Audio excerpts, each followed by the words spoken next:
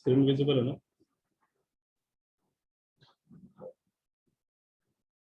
हाँ सर।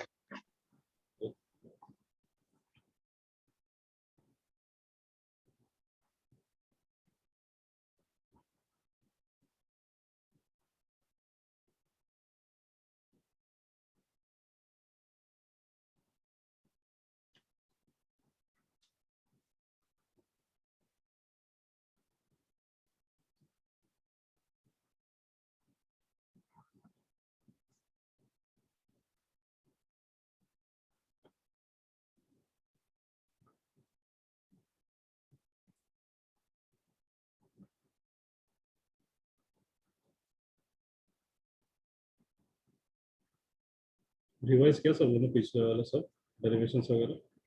हाँ सर किया। किया, चलो ठीक है। अच्छा, इधर देना बोल, मैक्सिमम सेव स्पीड चाहिए। ये तो मिनिमम की बात है और मैक्सिमम सेव स्पीड, ये एक डायग्राम है, ये रिजोल्यूशन के लिए, बट जो मेन डायग्राम तुम लोग को फाइंड आउट करना है। चलो ये डायग्राम भी बना तो भी चलेगा, ये डायग्राम अगर तुम लोग ड्रॉ करो तो भी चलेगा, कोई टेंशन। ठीक है, ओके। मैं कहाँ पे था? फ्रिक्शनल फोर्स ना? यस। अब देखो यहाँ पे सभी के सभी फोर्सेस तो अपने पास विजिबल है सामने, बस अपने को क्या करना है, कंपैरिजन करना है दोनों फोर्स का। कंपैरिजन करते समय देखो कौन सा फोर्स किसको बैलेंस कर रहा है, कौन सा फोर्स किसको बैलेंस कर रहा है। तुम पहले ये रब करो, कौन सा फोर्स किसको बैलेंस कर रहा है, बस ये देखना है। ठीक है, अब यहाँ पे देखो तुम लोग सर मुझे खुद बताओ। हाँ सर इसमें फ्रिक्शन फोर्स नीचे क्यों लग रहा है? क्या? सर फ्रिक्शनल तो फोर्स नीचे क्यों लग रहा है इसमें? अरे मैंने बताया था ना, अगर देख स्पीड ज्यादा हो जाए तो कार कहाँ पे भागेगी? कार क्या होती है, आउट ऑफ कंट्रोल होकर रोड के बाहर जाती है। ये जो रोड है देखिए अपना, ये वाला जो सर्फेस है वो क्या अपना रोड है। अगर कार ज्यादा स्पीड से भागेगी, मतलब अपने सेफ स्पीड से ज्यादा, मतलब सेफ स्पीड से थोड़े ज्यादा अमाउंट से अगर भागेगी वो, तो क्या होगी, कार ने इस सर्कुलर, इस रोड के बाहर की तरफ जाने की कोशिश करेगी। कार क्या करेगी, रोड के बाहर की तरफ जाने की कोशिश करेगी। अब इसके ये जो बाहर वाला मोशन, ये जो इसको बाहर ढकेलने वाला मोशन है, इसको बैलेंस करेगा कौन? ये फ्रिक्शनल फोर्स। अगर सपोज कर फ्रिक्शनल फोर्स भी इसी तरफ लग जाए, तो कार, सभी के बोलते ना, सभी के सभी फोर्सेस आउटवर्ड डायरेक्शन में लग रहे कार के ऊपर, तो कार ऑब्वियस सी बात है कितना भी तू रोक ले, कार कहाँ पे चली जाएगी, बाहर की तरफ चली जाएगी। बट ऐसा होता नहीं है। ऐसा क्यों नहीं होता? क्योंकि फ्रिक्शनल फोर्स हमेशा क्या करता है, कार को स्टेबल करने की कोशिश करता है। मतलब रोड के ऊपर उसको एक फिक्स्ड, बोलते ना, वो अपनी जगह नहीं बदलने देता कार। तो अपनी जगह पर और जितना स्पीड से भागना उतना भाग, बट अपनी जगह को मेंटेन कर। जगह को मेंटेन कौन करता है उसके? ये फ्रिक्शनल फोर्स है बस। अब इस फोर्स को दिख रहा है कि कार इस तरफ बाहर की तरफ भाग रही है, तो फ्रिक्शनल फोर्स क्या करेगा, इसको अंदर की तरफ ढकेलेगा, अंदर की तरफ खींचेगा। इसलिए फ्रिक्शनल फोर्स की डायरेक्शन में कहाँ पे यूज करना, यहाँ पे यूज करना। और उसके जब मैं मिनिमम स्पीड की बात कर रहा था, मिनिमम स्पीड में क्या हो रहा था, कार सेंटर की तरफ भाग रही, बट मुझे कार को स्टेबल करना है फिर से, तो कार तो फ्रिक्शनल फोर्स क्या करेगा, ऑपोजिट डायरेक्शन में एक्ट करेगा। सिंपल, समझा सबको ये? हाँ सर समझा। समझा ना? देखो फॉर्मूला भी काफी, मतलब ना कोई ज्यादा टफ नहीं याद रखने के लिए, याद तो बहुत इजीली हो जाएगा। बस क्या करना है तुम लोग को, जो मिनिमम स्पीड वाला फॉर्मूला है पता तुम लोग को? मिनिमम स्पीड वाला फॉर्मूला कितना आता है, कोई बता सकता है मुझे? What is the minimum safe speed? Minimum safe speed कितना आता है? मिनिमम सेफ स्पीड कितना आता है? So V minimum is equals to RJ root over, into देखो root over root root over over R tan G, theta tan theta minus minus minus mu mu S S upon one plus upon 1 plus tan theta into mu S. Mu S. ठीक है, अब देखो इसमें करना क्या तुम लोग को, अगर तुम लोग का ये तो मिनिमम स्पीड है, अगर तुम लोग को मैक्सिमम स्पीड का चाहिए, मैं पहले एकदम फॉर्मूला बता देता फिर डायरेक्ट करते हैं। अब देखो जहाँ पे माइनस था वहां पे प्लस कर दो सिंपल, जहाँ पे नेगेटिव साइन है वहां पे पॉजिटिव साइन आ चाहिए, और जहाँ पे पॉजिटिव साइन था वहां पे नेगेटिव साइन, हो गया फॉर्मूला एकदम easy। ये याद रखने का तरीका है। अगर तुम लोग को मिनिमम स्पीड या फिर मैक्सिमम स्पीड दोनों में से कोई भी एक फॉर्मूला पता है, तो तुम लोग क्या करोगे, जहाँ पे माइनस था वहां पे प्लस कर दो, और जहाँ पे प्लस था वहां पे माइनस कर दो, बस इतना सा ही चाहिए। ओके चलो अब मैं सॉल्व करता हूँ इस फॉर्मूले को, कैसे आएगी।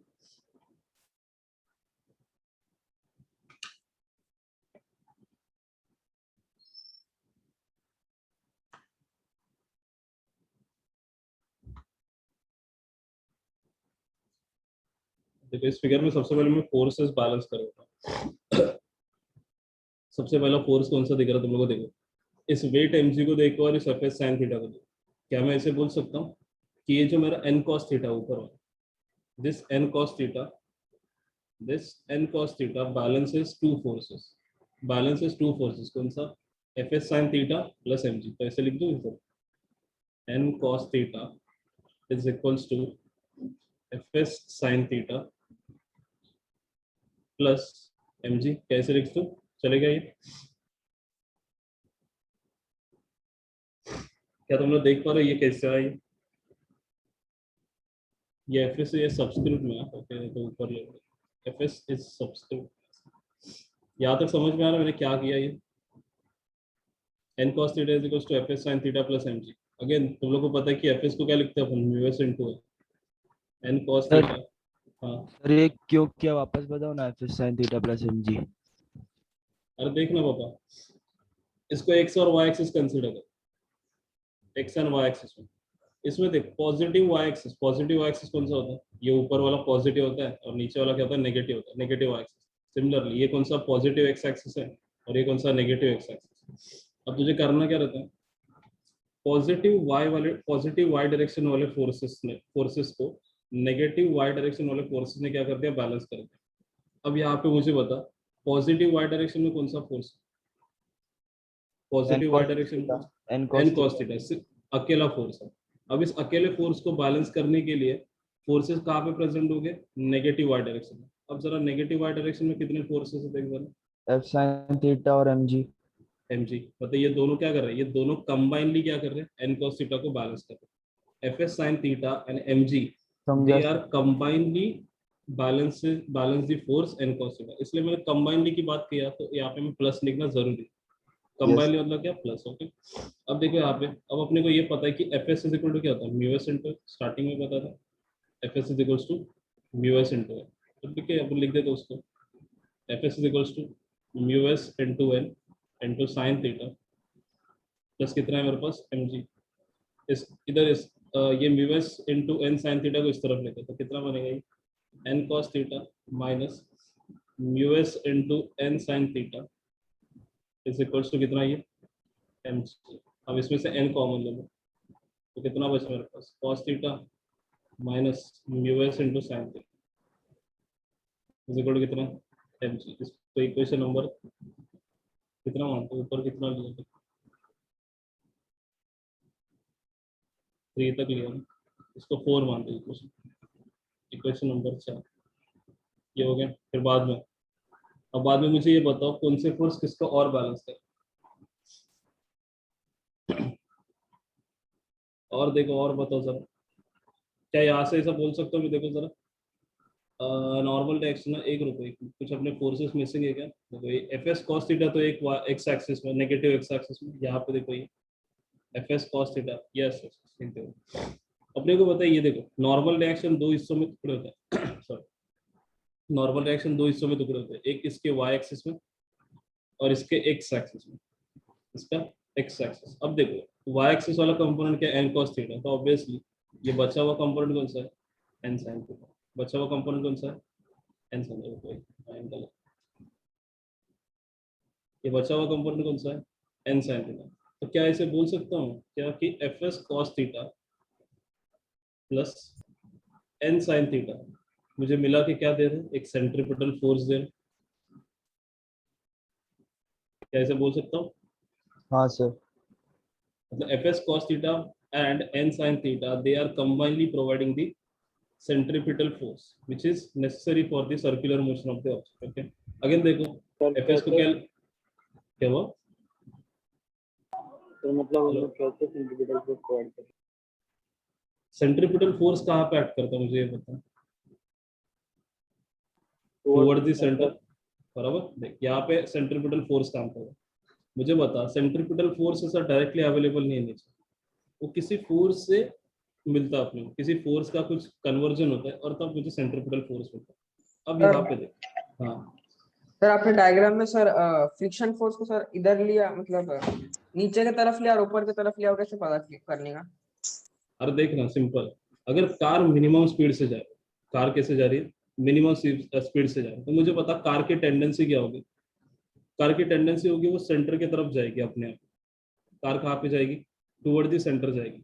बट देख अगर कार टुवर्ड द सेंटर जा रही फिर भी एक्सीडेंट का धोखा है, फिर भी एक्सीडेंट का धोखा होगा। तो फ्रिक्शनल फोर्स क्या करता है, जिस तरफ कार जा रही है उसकी नेचुरल टेंडेंसी जिस तरफ है उसके बराबर ऑपोजिट डायरेक्शन में काम करता है। कैसे देख, अगर अगर वो मिनिमम स्पीड से जा रहे तो कार कहाँ पे भागेगी? टुवर्ड द सेंटर भागेगी। ये कार का नेचुरल टेंडेंसी। सपोज ये कार है तरफ, ये नीचे की तरफ जा रहा है, तो फ्रिक्शनल फोर्स क्या करेगा? इसको रोकने की कोशिश करेगा।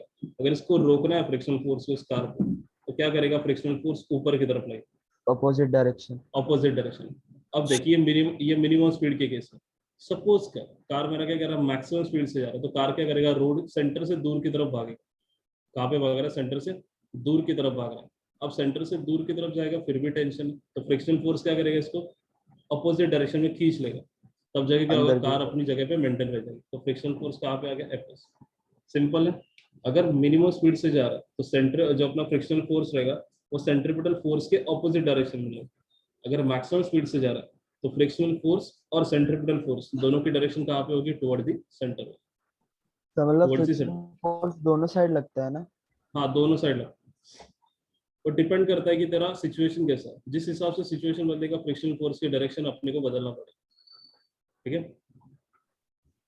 देखो फ्रिक्शनल फोर्स का काम क्या होता है? To oppose the motion. अगर कार बाहर की तरफ जा रही है तो उसके वो बाहर के मोशन को रोकेगा। मुझे बता, अगर कार बाहर जाए तो उसको रोकना है मुझे, तो मुझे अंदर की तरफ फोर्स लगाना पड़ेगा।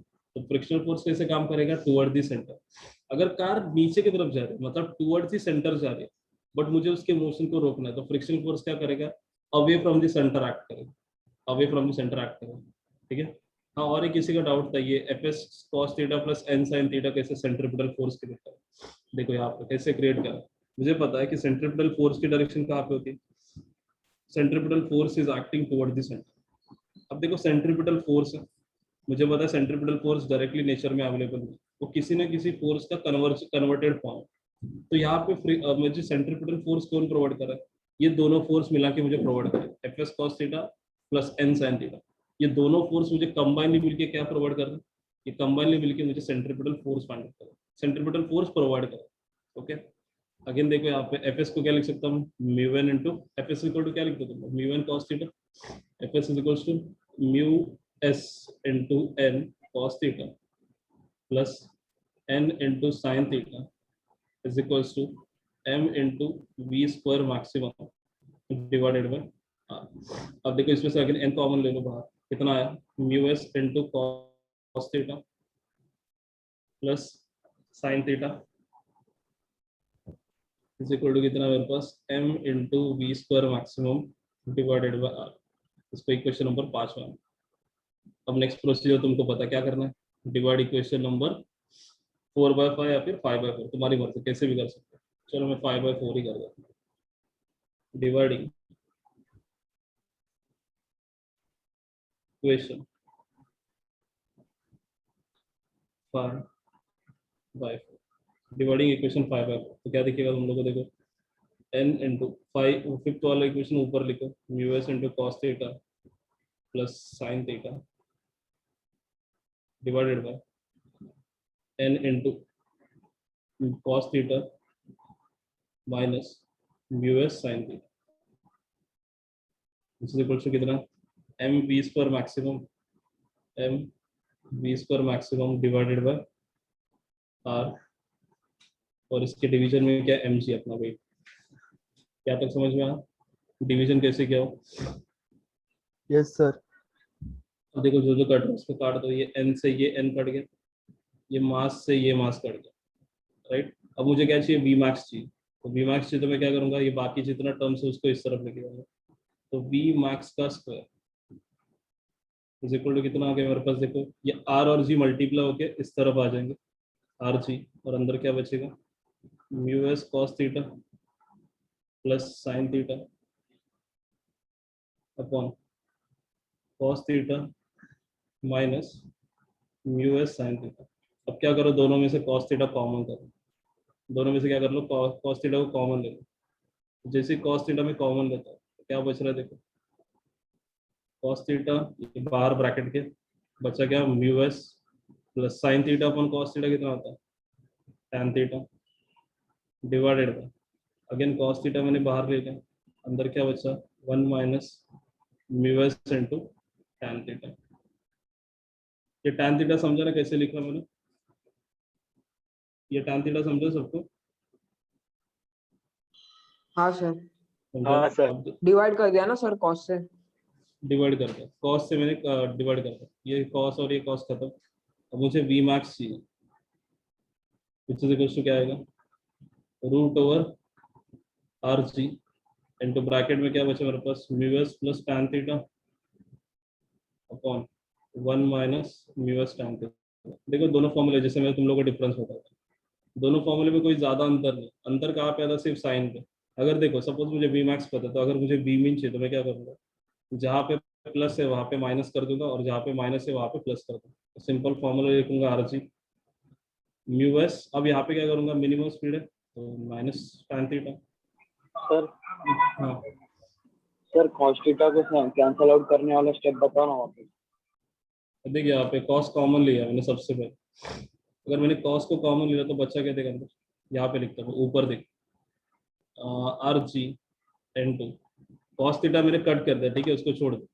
अब अंदर बचा क्या मेरे पास, सिर्फ बचा मेरे पास mu S plus sine theta upon cos theta divided by mu S minus sine theta upon cos theta. अब देख जरा sine theta upon cos theta क्या होता है, tan सर। tan theta. तो मैंने वही लिख दिया, मैंने डायरेक्ट लिख दिया बस। यहाँ पे देख tan थीटा मैंने डायरेक्टली लिख दिया। अगर देख अगर कहीं डाउट आ रहा है तो क्या करना, इस ऊपर वाले एक्सप्रेशन को कॉस से मल्टीप्लाई कर। सर हाँ बोलो sir US minus sine theta upon cos theta कैसे लिखा? कौन सा? सर आप जो लिख रहे हो सर उसमें US minus sine theta upon cos theta कैसे आया? अरे हाँ सॉरी सर, ये गलत लिखा, ये वन आया, दिस इज वन और यहाँ पे नेगेटिव साइन दिख रहा है इधर। अब ठीक है, सर हाँ सर। हाँ बोल। सर आपने cos थीटा कैसे कॉमन लिया, ये नहीं समझ आ रहा है। अरे कॉस थीटा देख, अरे तेरी मर्जी है कौन सा भी ले तू कॉमन, बट कैसा है कि मुझे tan थीटा के टर्म्स में आंसर लिखना है, इसलिए मैंने कॉस थीटा को कॉमन लिया। तो चाहे तो साइन थीटा भी ले सकता है कॉमन, कोई बड़ी बात सर नहीं। कॉमन नहीं लिया तो भी सर डिवाइड किया तो कट जाता ना कॉस कॉस, तो यूएस प्लस कैसे साइन कैसे आ जाता डिवाइड है। करेगा, कैसे डिवाइड करेगा जरा बता। सर डिवाइड कर देने का सर दोनों साइड, सर ऊपर नीचे कॉस थीटा से डिवाइड कर देने का। हाँ वो भी सही है, चलेगा, वो भी स्टेप सही, मल्टीप्लाइड एंड डिवाइड बाय हाँ कॉस सर थीटा, वही। ठीक है वो भी स्टेप सही है। बट मैंने क्या कर दिया देखो, चलो ठीक है मैं यहाँ पे कॉस थीटा कैसे कॉमन लिया ये भी बताओ। देखो यहाँ पे वी मैक्सिमम का स्क्वायर इज इक्वल्स टू, या आरजी को तो सेपरेट रहो कोई टेंशन नहीं। अब जैसे मैं कॉमन लेता हूँ यहाँ से, कॉमन लिया मतलब क्या हो गया मैंने, देखो यहाँ पे कॉस थीटा कॉमन लिया, मतलब सब में से मैंने सबको मैंने डिवाइड कर दिया। सिंपल कॉस थीटा कॉमन लेना मतलब क्या, मैंने डिवाइड कर दिया सब। ठीक है बच्चों, mu S into cos theta divided by cos theta, नहीं तो सिंपल जो प्रणय ने स्टेप बताया multiplied and divide by cos theta, वो भी स्टेप सही है। तो देखो ये यहाँ पे ऊपर एक बार मैंने मल्टीप्लाई कर दिया कॉस थीटा से, और यहाँ पे मैंने क्या कर दिया डिवीजन कर दिया, plus sine theta upon cos theta. Same procedure में डिनोमिनेटर में भी अप्लाई करूँगा, multiplied and divide by cos theta. तो ये कॉस थीटा इधर और अंदर क्या बचा मेरे पास, cos theta upon cos theta minus mu S into sine theta upon cos theta.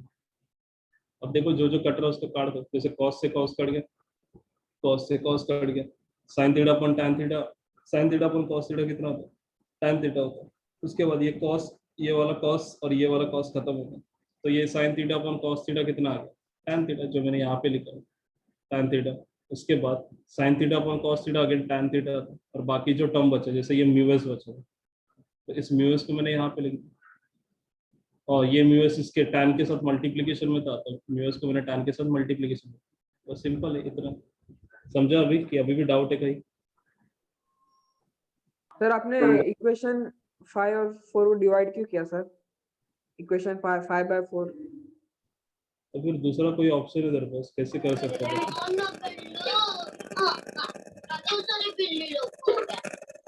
दूसरा कोई ऑप्शन है क्या अपने बस इसके अलावा?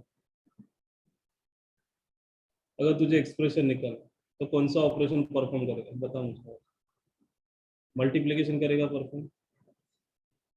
देखिए एक बार ट्राई कर ले, अपने बुक में क्या करना, मल्टीप्लिकेशन ट्राई करके आएगा कि नहीं आंसर, बस मुझे ये बताओ। नहीं आएगा ना सर। पॉसिबल ही नहीं आना। देख कैसा है ना, अपने को आंसर लेके आना, अपने को फॉर्मूला डिराइव करना, तो अपने को क्या करना है, ऐसे ऑपरेशन परफॉर्म करना है कि जिससे बोलते हैं ना, जो जो कॉमन टर्म्स है वो अपने को कुछ भी करके हटाना। अगर तू मल्टीप्लाई करेगा तो क्या होगा, और ज्यादा टफ हो जाएगा सब। ठीक है, समझ में आया सबको, why the division is perform. हाँ तुम लोग ये भी कर सकते हो, इक्वेशन 4/5 करो तो भी चलेगा, बट आखिरकार जाके तुम लोग का आंसर यही मिलने वाला, तुम लोग कितना भी कुछ करो आंसर क्या मिलेगा, ये जो मैंने बीमैक्स की वैल्यू फाइंड आउट किया। तुम लोग कौन से भी मेथड फॉलो करो, कोई टेंशन नहीं उसका, बस टाइम बचाना अपने को, ऐसे मेथड फॉलो करो कि जिसमें अपने को कम से कम टाइम लगे। मल्टीप्लीकेशन कर सकते हो तुम लोग पेपर में, करो कोई टेंशन नहीं, बट कम से कम तुम लोग को 15 मिनट जाएगा मल्टीप्लीकेशन ही सॉल्व करके, और उसमें से एक का दो गलती हो गया तो बस फिर हो गया, फॉर्मूला आने से रहा। ठीक है, इसलिए मैंने डिवीजन परफॉर्म किया, जिससे मेरा काम थोड़ा सा कम हो जाए और फटाफट आंसर मिल जाए। ठीक है, ये अपना फॉर्मूला था बीमास। या तो क्लियर है सबको कि अभी भी ऊपर से जा रहे हैं? क्लियर है सर। क्लियर है, चलो फिर क्या करते हैं, कुछ न्यूमेरिकल देखा तो न्यूमेरिकल करते हैं। चलो ठीक है, एक न्यूमेरिकल दे रहा हूँ, उसको तुम लोग ट्राई करना जल्दी। एक न्यूमेरिकल ले लो, फ्रिक्स ये अपना जो अपने तीन चार इक्वेशन डिराइव किया था ना, उसके लिए। चलो ठीक है, मैं सबसे पहले इक्वेशन ही लिख देता हूँ, वो सबसे इम्पोर्टेंट। सबसे पहले अपने क्या देखा था, equation for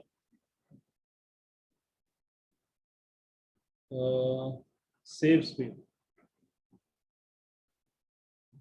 safe speed in horizontal curve road. कोई बता सकता मुझे minimum equation for safe speed in horizontal curve road, we know horizontal curve road में कितना आता है safe speed, horizontal curve road,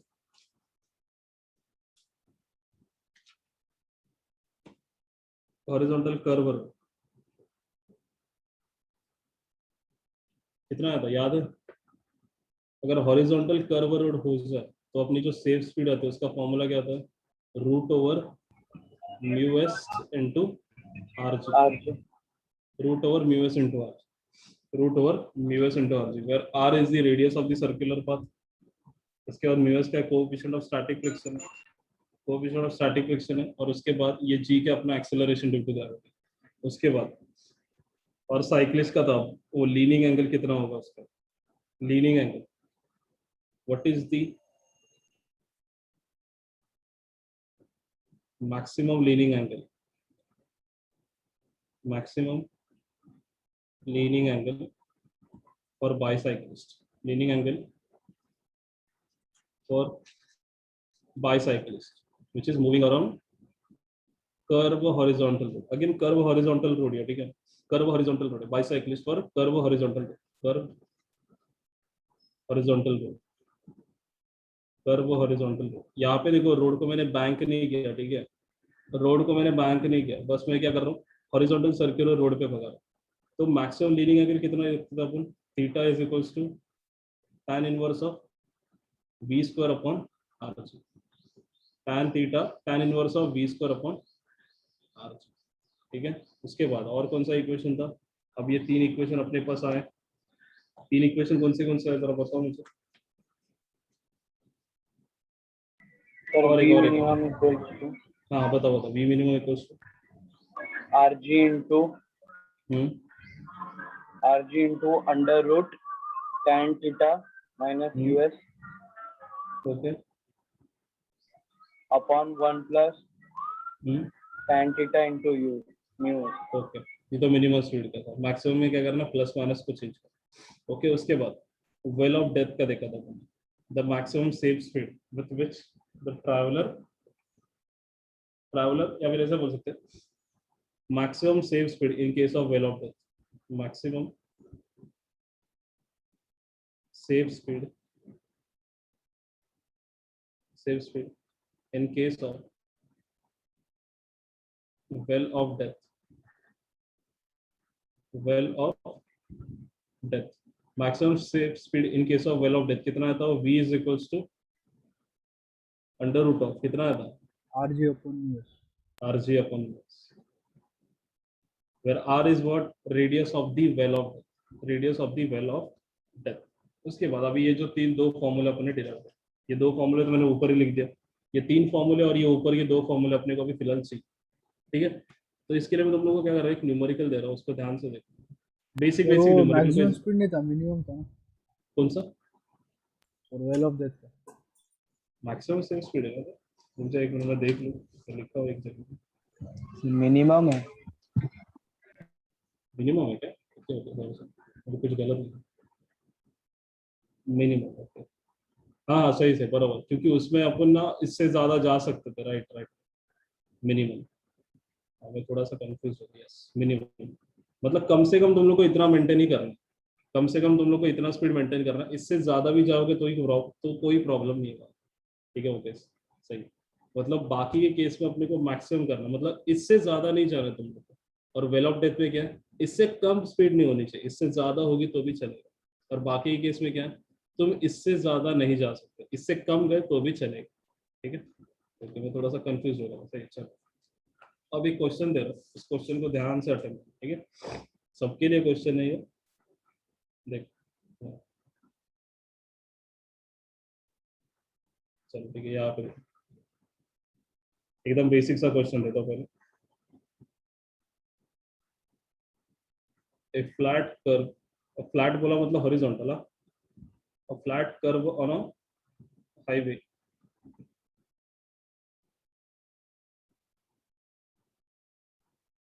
has a radius, it's a radius of curvature, radius of curvature बोलने दो या फिर radius of curve बोलने दो, कोई टेंशन नहीं, ठीक है, दोनों सेम चीज। radius of curvature of 400, a car goes around the curve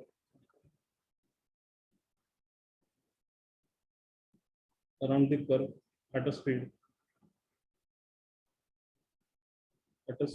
of 32 meter per second.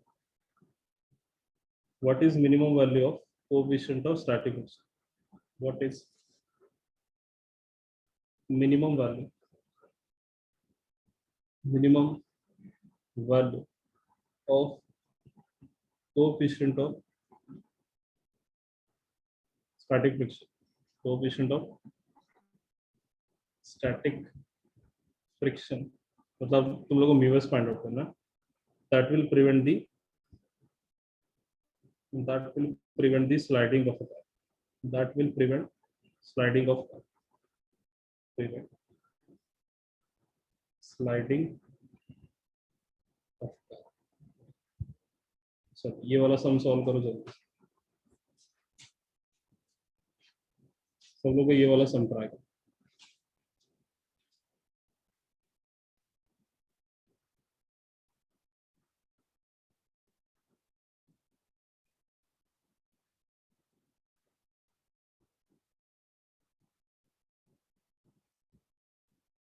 जल्दी जल्दी ट्राई करना, ठीक है।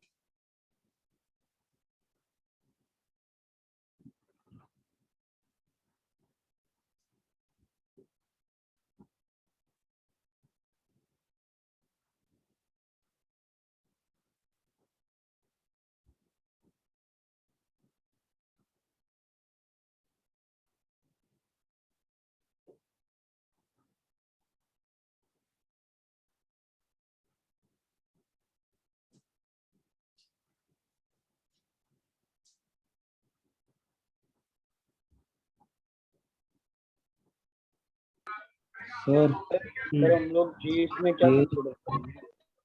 क्या हुआ? सर इसमें जी क्या है सर फॉर्मूला में?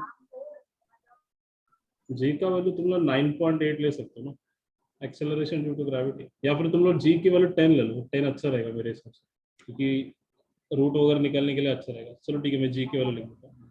Take G is equals to 10 metre per second. Take G is equals to 10 metre per second. 9.8 मत लेना, नहीं तो रूट निकालने में तुम लोग थोड़ा सा तकलीफ आता है। 10 ले लो, 10 अच्छा रहेगा।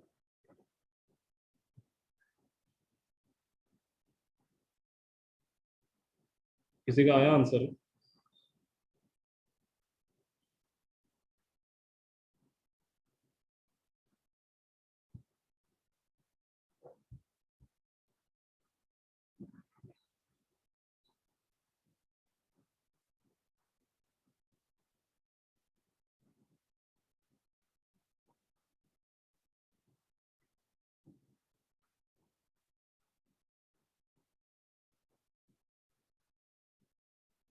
सबको सॉल्व करना, ठीक है? दो ही जन नहीं करेंगे सब, गर्ल्स भी करो ट्राई।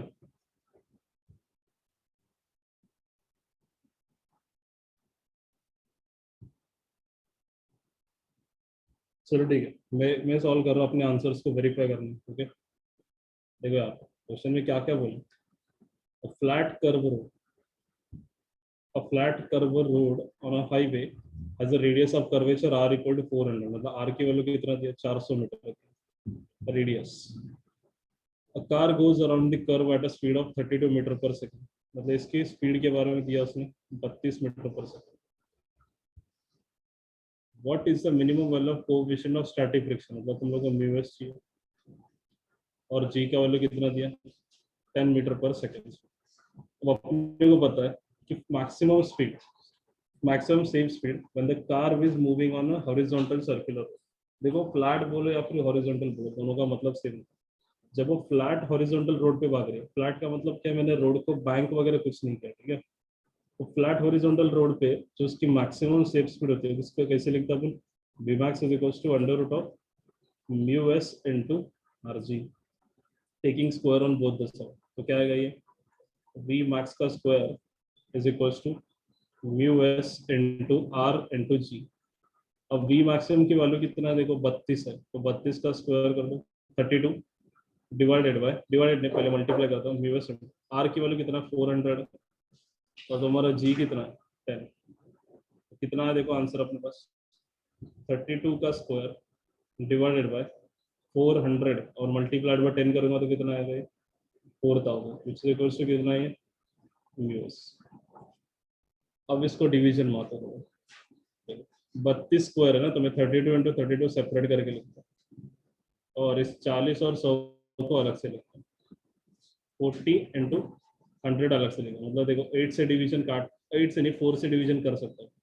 जब मैं 4 से डिवीजन करूंगा तो ये कितने टाइम्स कटेगा? 8 टाइम्स कट जाएगा, और ये कितने टाइम्स कट जाएगा? 10 टाइम्स। 0.25। ओके, उसके बाद और काटते हैं, देखो अगेन ये क्या कर सकते हैं? 2 से काट देते हैं, ये 16 गया और ये 5 गया, बराबर।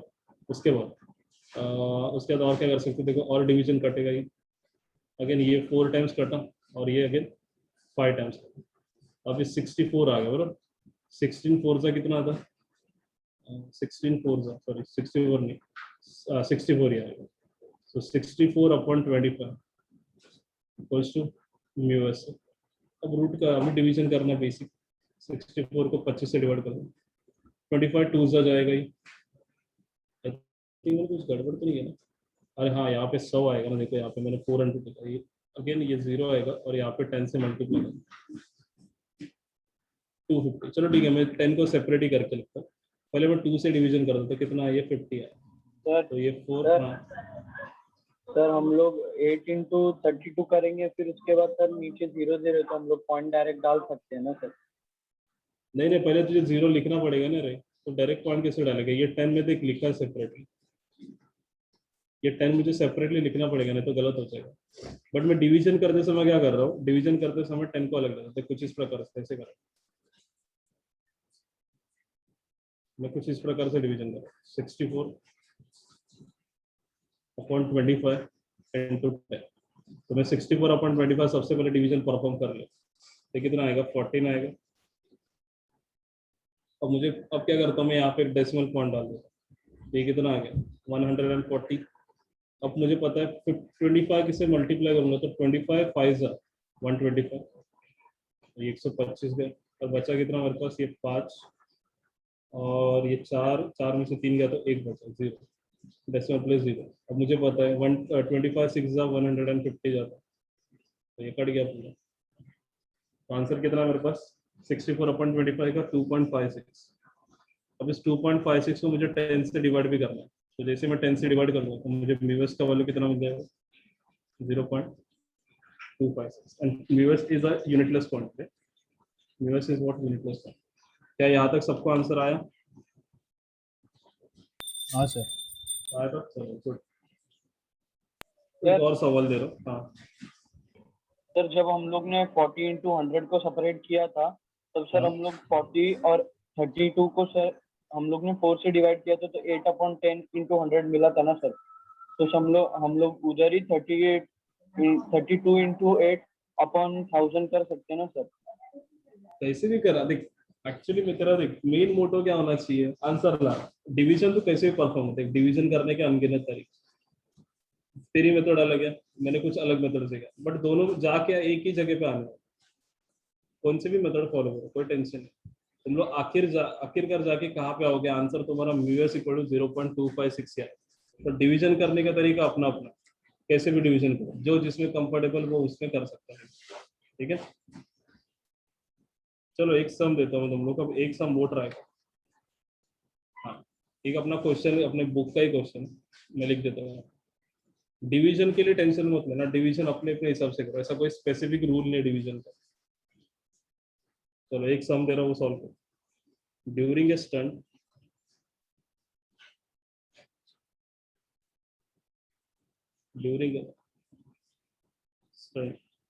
a cyclist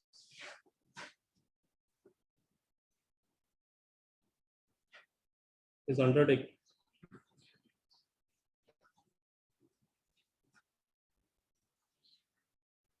a horizontal circles inside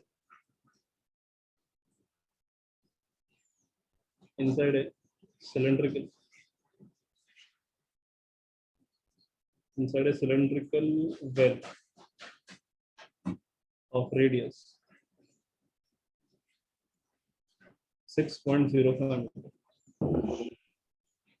If the frictional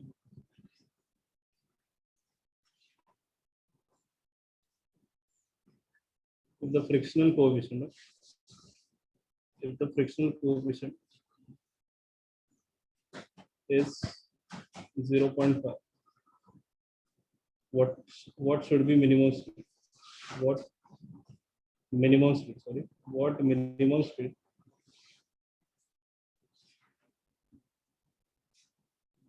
should the stunt artist maintain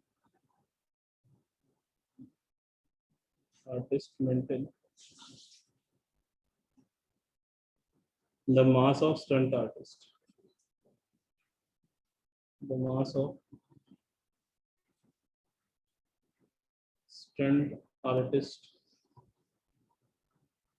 is 50 kg. उसके क्वेश्चन देखो क्या है, और if he or she increase the speed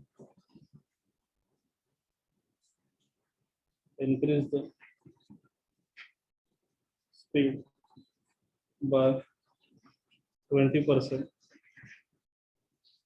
how much will be the friction? How much will be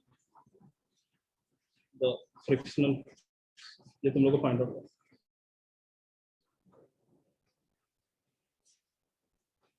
अब इसके लिए तुम लोग क्या चाहिए, सबसे पहले तो तुम लोग को डेरिवेशन याद होना चाहिए। ऊपर का तो फॉर्मूला बेस्ड क्वेश्चन, तो ये क्वेश्चन है ना during the stunt cycle, what should be the minimum speed, वो तो फॉर्मूला बेस्ड क्वेश्चन है, वो फॉर्मूला तुम लोगों को डायरेक्टली आता है। बस ये वाला question, if he or she increase the speed by 20%, if he or she increase the speed by 20%, then how much will be the frictional force. इसके लिए तुम लोगों को चाहिए डेरिवेशन। अब एक बार क्या करना, तुम लोगों ने जो नोट्स लिखा उसमें डेरिवेशन खोलो इसका, सही है, वेल ऑफ डेथ का, और उसमें जो तुम्हारी फ्री बॉडी डायग्राम है, जो मैंने डायग्राम बनाया था, तो डायग्राम तुम लोगों ने भी बना रहेगा। उस डायग्राम में देखो फ्रिक्शनल फोर्स, सभी के सभी फोर्सेस को देखो, तुम सभी के सभी फोर्सेस को देखो और इस क्वेश्चन का आंसर देने की कोशिश करो, ठीक है। जिसको आता है वो डायरेक्टली सॉल्व कर सकते हैं, जल्दी जल्दी सॉल्व कर सकते हैं जिसको आता है वो, अगर जिसको नहीं आता है एक बार पेज पलटी करना अपने नोट्स का और उसमें देखो एक बार डेरिवेशन, ओके।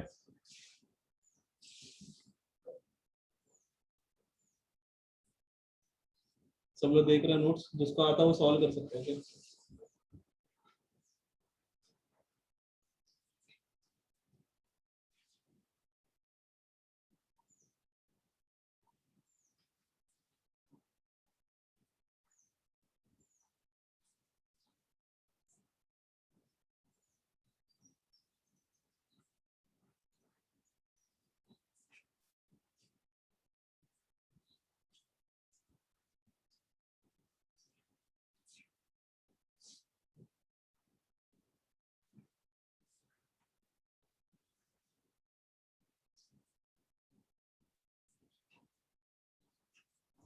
सर इसमें जी का वैल्यू हम लोग क्या कंसिडर करेंगे? जी का वैल्यू अगेन अगेन 10 ही।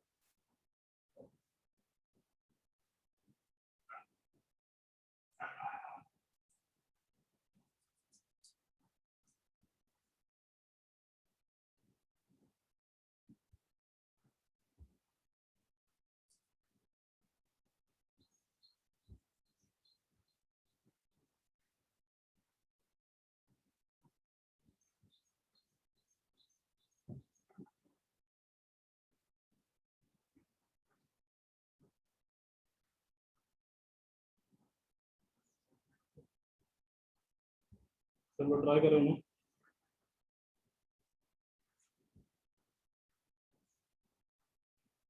चलो ठीक है, मैं सॉल्व कर रहा हूँ। अब ध्यान से सब लोग अपना आंसर वेरीफाई करेंगे, ठीक है। सबसे पहले बेसिक क्या जो अपने को गिवन है वो लिख देते हैं। Consider a cyclist taking a horizontal circle inside the cylindrical well. ये तो हो गया death of well of death का क्वेश्चन है। रेडियस कितना, 6.05। उसके बाद कोएफिशिएंट ऑफ स्टैटिक फ्रिक्शन 0.5, और ये मीटर है यूनिट इसका, मीटर। और ये तुम्हारा जी है, जी के वैल्यू तुम लोग 10 लेना, 10 मीटर पर सेकंड। अपने को क्या चाहिए, V minimum. V minimum equal to formula कितना था अपने पास, under root of R G upon mu S, under root of R G upon mu S. R G की वैल्यू, आर का वैल्यू कितना 6.05, जी का वैल्यू कितना 10, उसके बाद म्यू एस का वैल्यू कितना 0.5। अब मल्टीप्लीकेशन मारो तो ये 0.5 को ऐसे लिख दो क्या, 5/10। इस 0.5 को ऐसे लिख दो 5/10। Yes sir. अब देखो क्या हो गया, 6.05 इंटू ये 10 चल गया ऊपर, तो ये हो गया 100। 10 इंटू 10 हो गया 100, नीचे का बचा 5।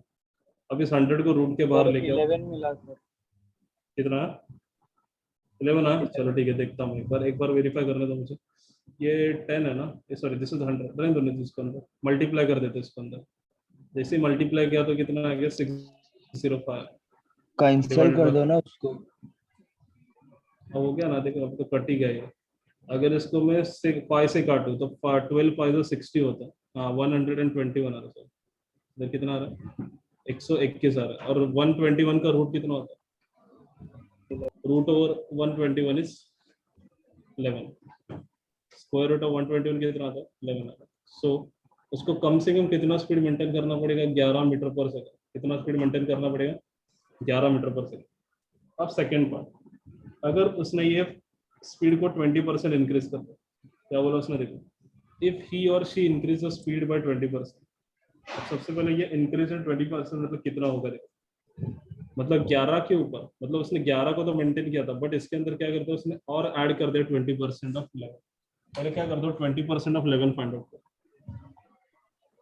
20% ऑफ 11 सबसे पहले 20% ऑफ 11, 20% ऑफ 11 कितना आएगा? देखो जरा, 20/100 इंटू 11। अगर इसको मल्टीप्लाई करो तो ये आ रहा है एक्चुअली 220 है, बराबर। 20, हाँ 220 डिवाइडेड बाय कितना? 100।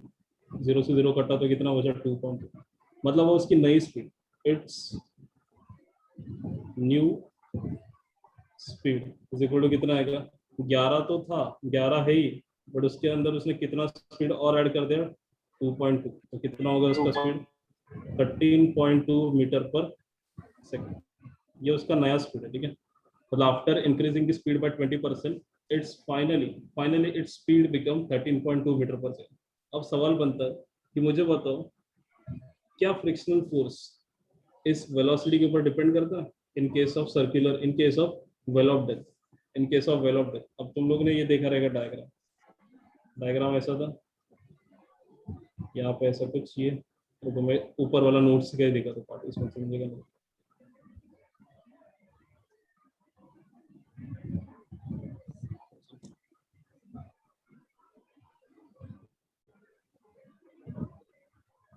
दिख रहा है सबको स्क्रीन?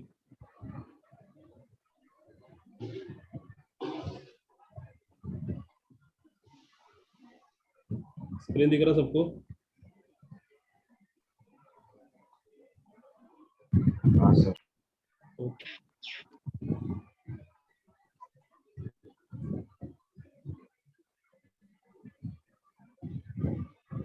और वो हॉरिजॉन्टल बोलते हैं,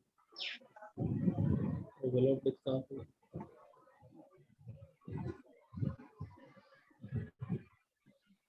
देखो यार, मेरा अंडा दे देना। यहाँ पे वेल ऑफ डेथ में अपन ने देखा था कि फ्रिक्शनल फोर्स देखो जरा, F S is equals to frictional force, F S equal to कितना है? Mu S into frictional force is equals to mu S into normal reaction, mu S into normal reaction. ये basic formula था अपने पास। Frictional force is equals to mu S into normal reaction. But यहाँ पे फर्क कहाँ पे आता है? फर्क आता है यहाँ पे। फर्क कहाँ पे आता है? यहाँ पे देखो, ये यहाँ पे। नहीं तो चलो डायग्राम देखो, डायग्राम से तो तुम लोग खुद ही समझो। इस डायग्राम को थोड़ा ध्यान से देखो जरा। देखो फ्रिक्शनल फोर्स का काम क्या होता है? सबसे बेसिक है, फ्रिक्शनल फोर्स का काम होता है कि उस कार के अंदर अगर उस कार को उस ट्रैक के ऊपर मेंटेन करना है, कार को उस ट्रैक के ऊपर मेंटेन करने का काम कौन करता है? Frictional force. अब देखो मुझे बताओ, कार को नीचे तक लेके जाने का काम कौन कर रहा है? कार को नीचे लेके कौन जाएगा? मतलब कार को उस ट्रैक से कौन बाहर mg। निकाल सकता है? एमजी। मतलब मुझे ये पता है कि स्टैटिक फ्रिक्शनल फोर्स को एमजी को बैलेंस करना कुछ भी करता है। स्टैटिक फ्रिक्शनल फोर्स को क्या करना है? एमजी को बैलेंस करना है। उसको वेलोसिटी से कोई मतलब नहीं, उसको मतलब किससे? इस कार की वेट को बैलेंस करना। जैसे ही इस फ्रिक्शनल फोर्स ने कार की वेट को बैलेंस कर दिया तो कार अपने रास्ते पे घूमते रहेगी आराम से। बट अगर फ्रिक्शनल फोर्स कम हो जाए किसी कारण, तो कार क्या होगी? सर्कुलर ट्रैक छोड़ देगी और सीधा नीचे गिर जाएगी। मतलब फ्रिक्शनल फोर्स का काम क्या है? किसी भी ऑब्जेक्ट को उसके ट्रैक के ऊपर मेंटेन करके रखना, उसके ट्रैक के ऊपर मेंटेन करके रखना। तो तुम लोग यहाँ से देख पा रहे हो तो तुम लोग का जो एफ एस है, स्टैटिक फ्रिक्शनल फोर्स है, वो किसको बैलेंस कर रहा है? एमजी। मतलब एफ एस इक्वल टू क्या आएगा? एमजी आएगा। क्या तुम लोग को एमजी के अंदर कोई वेलोसिटी वगैरह दिख रहा है क्या?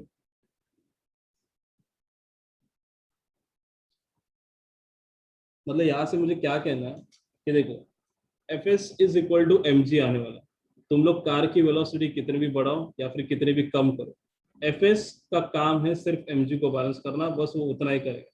मतलब F S is equals to M G ही आने वाला, एफ एस इक्वल टू क्या आएगा, एम जी आएगा। भले तुम लोग वेलोसिटी को बहुत ही ज्यादा कर दो या फिर तुम लोग ने वेलोसिटी को कम से कम कर दो, कोई फर्क नहीं पड़ता। तो एफ एस की वैल्यू हमेशा क्या रहेगी, एम इंटू जी रहेगी। क्या समझ में आ रहा है सबको ये? क्या ये वाला पॉइंट क्लियर है? हेलो,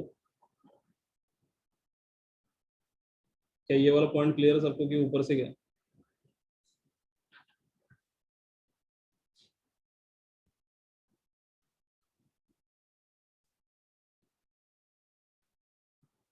यहाँ पे चलो मैं लिख देता हूँ set point.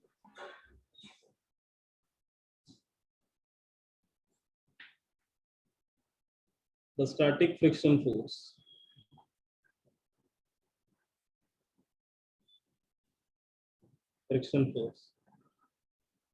in case of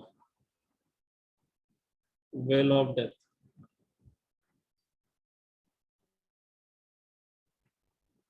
does not depend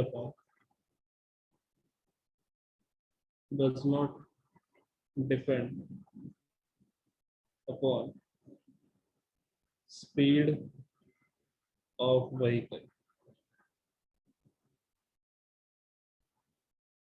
It is given by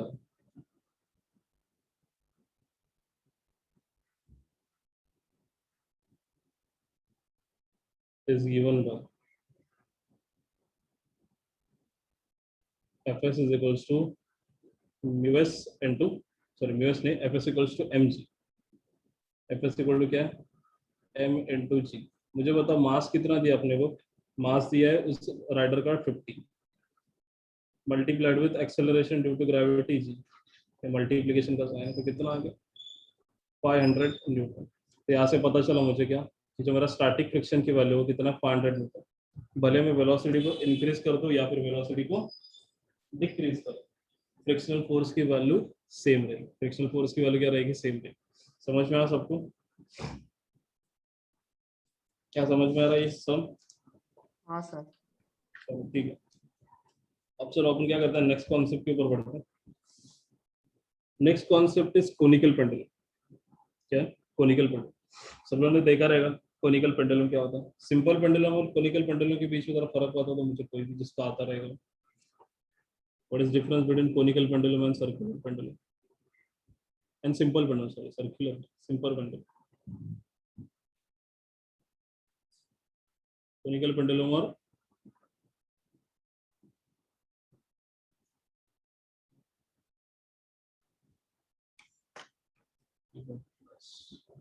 चलो डिफरेंस बता दो तब तक।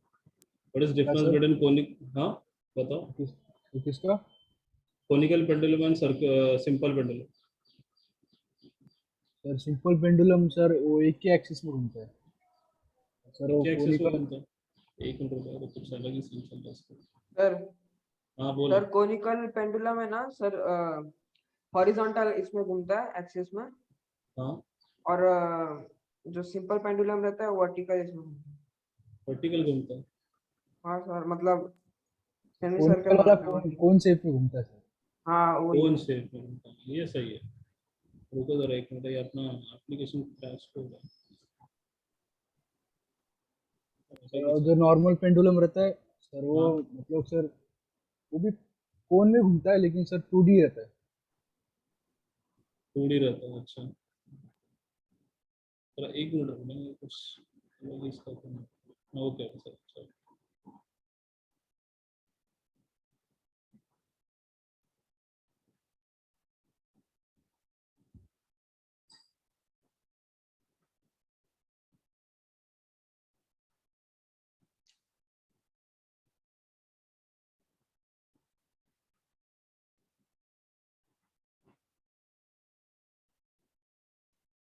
चलो ठीक है, मैं लिख देता हूँ।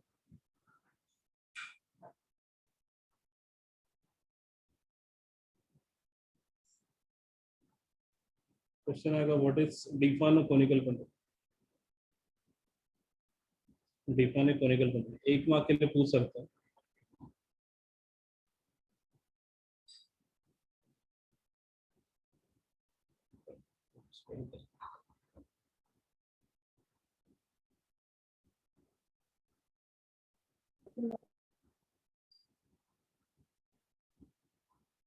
Define a conical pendulum. Simple क्या conical pendulum? A conical pendulum is a small bob. Bob बोलते हैं जो नीचे उसका जो weight लटका हुआ रहता है ना उसको क्या बोलते हैं? Bob बोलते हैं, ठीक है? A conical pendulum is a small bob suspended from a string.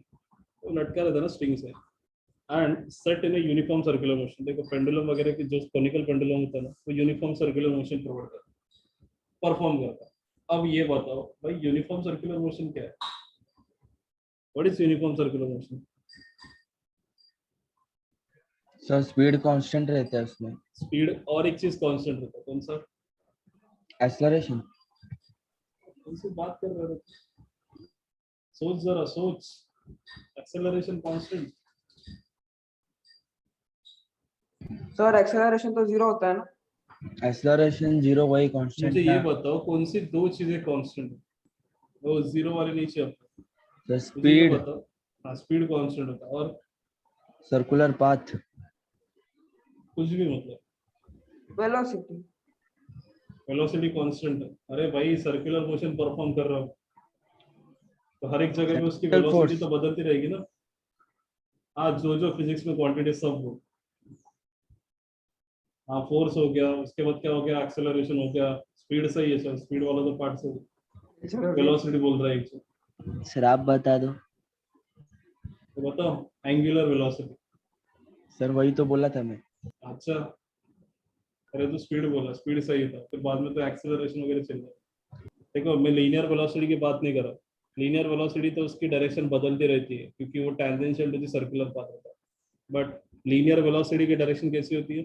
अगर तुम लोगों ने राइट हैंड थंब रूल देखा है, राइट हैंड थंब रूल के हिसाब से जो तुम्हारा थंब होता है वो थंब क्या रिप्रेजेंट करता है? Direction of angular velocity. देखो थंब अपनी सेम डायरेक्शन में रहेगा. थंब क्या रहेगा? अपने सेम डायरेक्शन में. तो एंगुलर वेलोसिटी की डायरेक्शन बदलती नहीं है. और एंगुलर वेलोसिटी का मैग्नीट्यूड क्या होता है? Angular speed. स्पीड कांस्टेंट है मेरा तो पूरा एंगुलर वेलोसिटी भी क्या हो गया? कांस्टेंट. ठीक है. तो चलो ठीक है मैं स्टेटमेंट लिखता हूँ इसकी. What is conical pendulum? 1 mark का क्वेश्चन आता है तो छोड़ना नहीं अपने को इसको. चलो ठीक है. कोनिकल पेंडुलम, तो conical pendulum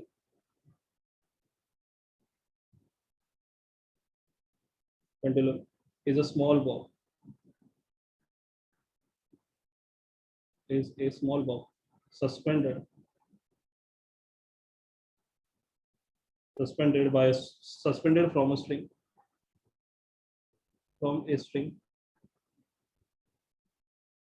and set in UCM and set in uniform circular motion in a horizontal plane. देखो horizontal में घूमता हो, तुम लोगों को पता है कैसे घूमता है? horizontal, in a horizontal plane, in a horizontal plane with its with center with the center sorry क्या लिखा? A conical pendulum is a small bob. A conical pendulum is a small bob suspended from a string and set in a UCM in a horizontal plane with center of its circular path. With center of its circular path below the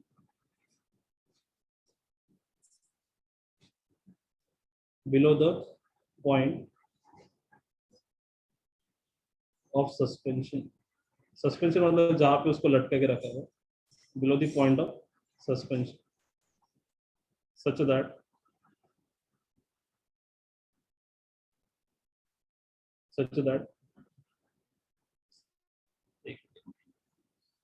that string makes an angle theta, such that string makes a constant angle theta with the vertical.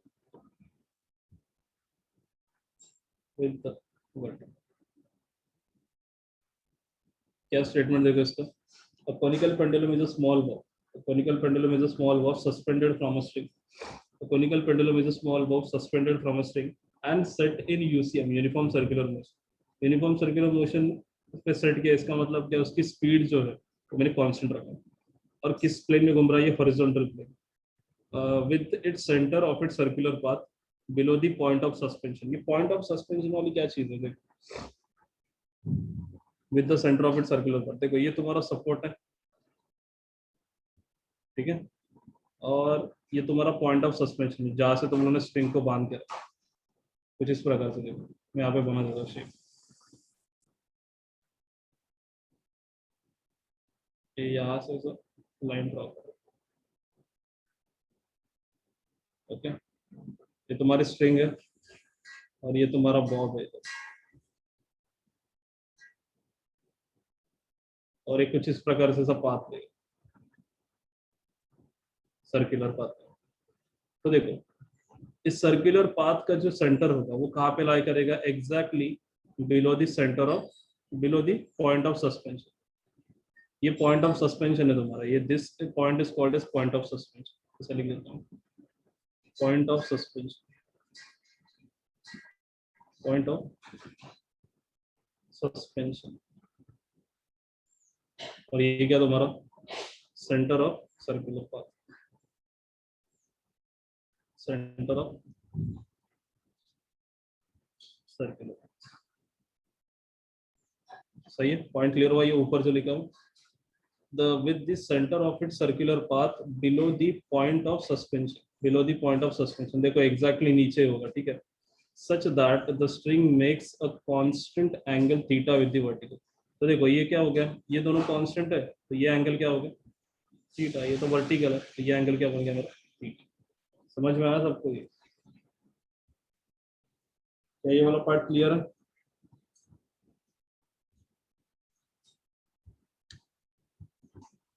क्या ये वाला definition clear हुआ क्या, बस मुझे ये बताओ please. हाँ सर क्लियर है। स्टेटमेंट क्लियर है, चलो ठीक है। अब तुम लोगों ने ये देखा रहेगा, टाइम पीरियड निकालना वाला, टाइम पीरियड अपने को निकालना है, कोई भी पेंडुलम दिया रहेगा अपने को तो टाइम पीरियड निकालना रहता है। चलो ठीक है, अपन इसका भी टाइम पीरियड डिराइव करते हैं। ये क्वेश्चन बहुत ज्यादा पूछता है, बहुत फ्रीक्वेंटली पूछते रहता है ये क्वेश्चन, ठीक है। कोनिकल पेंडुलम के डेफिनेशन उसी के अंदर पूछेगा, मतलब ये डायरेक्टली 4 मार्क का क्वेश्चन बनेगा। कैसे क्वेश्चन बनेगा, define conical pendulum define conical pendulum and derive its expression for time period, derive its expression for time period। ऐसा 4 मार्क के लिए डायरेक्टली क्वेश्चन पूछता है, बहुत ही ज्यादा फ्रीक्वेंट क्वेश्चन होता है, ठीक है। यहाँ पे मैं क्वेश्चन बना था, देखो क्वेश्चन आएगा ये, yes, derive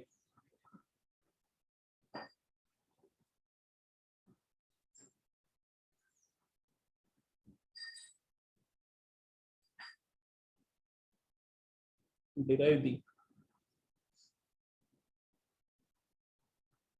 expression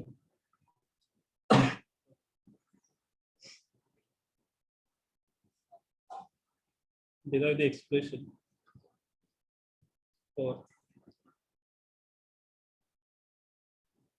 frequency of revolution, for frequency of revolution. अब इसको एक्सप्लेन करोगे तुम लोगों को, फ्रीक्वेंसी ऑफ रिवोल्यूशन ये काफी ज्यादा रिलेटेड है, किससे, time period of the conical pendulum, इससे काफी ज्यादा रिलेटेड है, ठीक है। इसलिए मैं डायरेक्टली एक बड़ा से क्वेश्चन लिखता हूँ जिसके अंदर मैं 3-4 क्वेश्चन एक साथ ही कवर करूँ, ठीक है।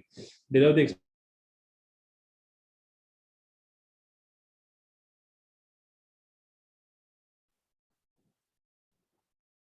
Of Bob of a conical pendulum, of a conical pendulum, ठीक है। ये तो हमारा एक्सप्रेशन आता है, ये अलग सा अगर क्वेश्चन आ रहा है तो 3 मार्क के लिए आएगा, अगर ये डेफिनेशन के साथ ऊपर पूछ रहा तो 4 मार्क के लिए आएगा, ठीक है। अगेन देखो क्या करना है, डेरिवेशन को थोड़ा सा थ्योरेटिकल अपने को टच भी देना, तो क्या लिखेंगे, कंसीडर अ बॉब, कंसीडर एक मेरे पास एक बॉब है जिसकी स्ट्रिंग की लेंथ कितना है, एल है। ये सब मैं लिख रहा हूँ माल मसला, ये तुम लोगों को भी लिखना होता है, ठीक है। तो पॉइंट्स लिखते हैं, तो मैं अलग पेन से लिखता हूँ उसको, यहाँ पे consider a conical pendulum.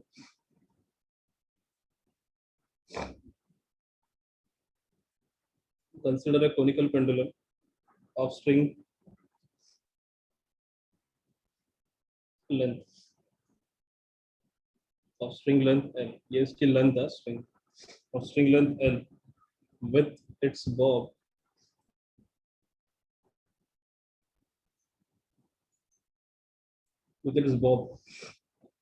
और बॉब का मास भी लेते हैं Bob of mass m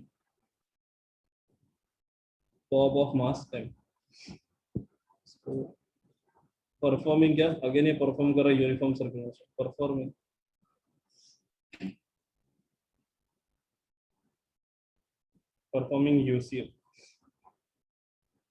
performing UCL along the circular path of radius r. ये तो हम लोग को लिखना ही रहता है ठीक है ये theoretical touch देना ही है इसको along the circular path of radius r circular path of radius r ठीक है ये स्टार्टिंग में तुम लोग को लिखना है अब देखो मेरे पे एक डायग्राम दिखा दो तुम लोग को उस डायग्राम से अपने को इसके ऊपर लगने वाले सभी के सभी फोर्सेस के बारे में लिखना ओके तो डायग्राम इंसर्ट कर दो इसमें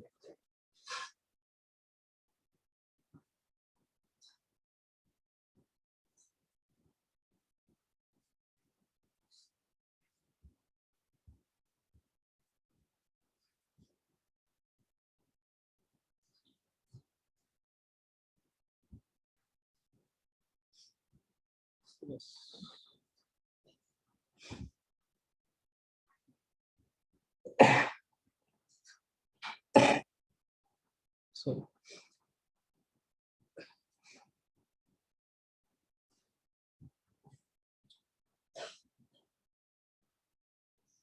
कोनिकल पेंडुलम नहीं चलो ठीक है मैं ड्रॉ ही कर दूंगा बस कोनिकल पेंडुलम का डायग्राम नहीं बना हुआ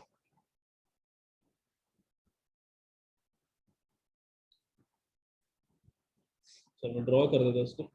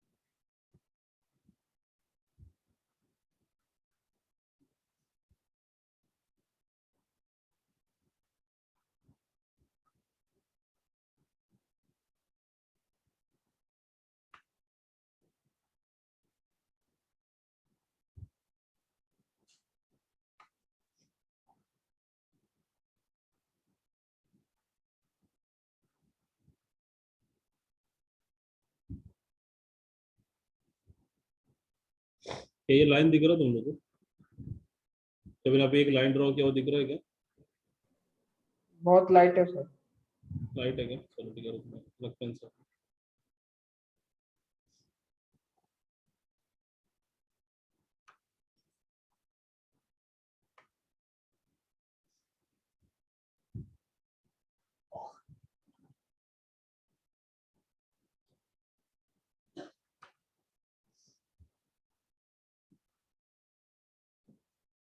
अब विजिबल है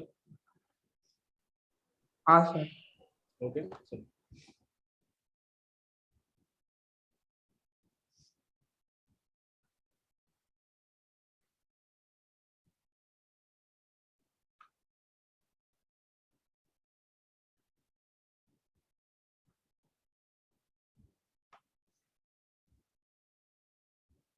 सर इसके रेडियस भी दिखाना पड़ेगा, मैं रेडियस अलग कलर से दिखाता हूँ। ओके,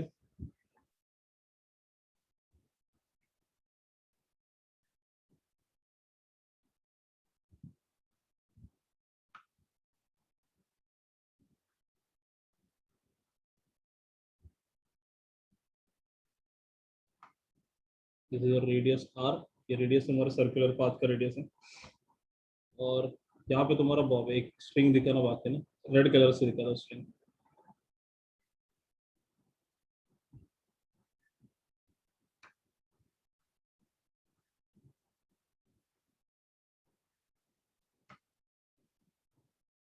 ये स्ट्रिंग है तुम्हारा जिसका लेंथ एल है, लेंथ को भी दिखा देता हूँ।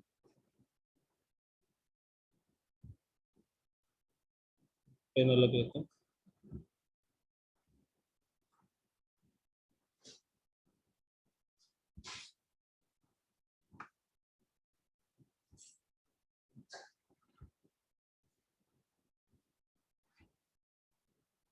तो चलो स्ट्रिंग का लेंथ अपन मान ही सकते हैं, इसको मैं हटा देता हूँ, काम का भी नहीं इसका।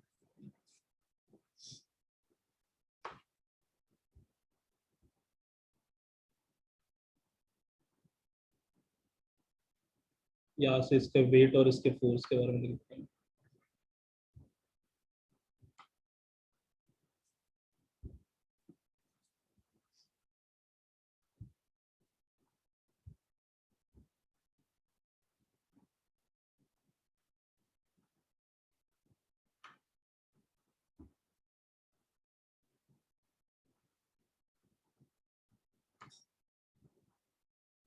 चलो ठीक है, ये अपने वेट और इसके बारे में लिखते हैं। ठीक है, उसके बाद एक फोर्स और दिखाना मुझे।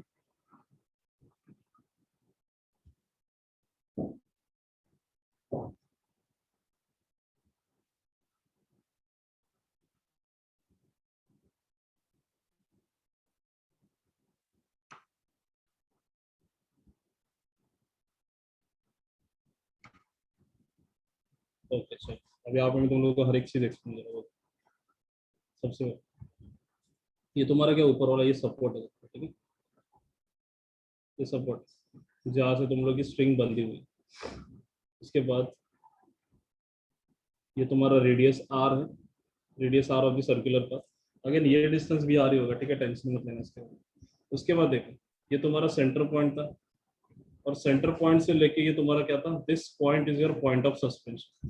तो इन दोनों के बीच का जो डिस्टेंस है उसको अपन क्या मानते हैं, height of the conical pendulum. क्या मानते हैं, height of the conical pendulum, जिसको मैं किससे रिप्रेजेंट कर रहा हूँ, एच से। Height of the conical pendulum H से रिप्रेजेंट करता है। तो थोड़ा अलग ही बन गया।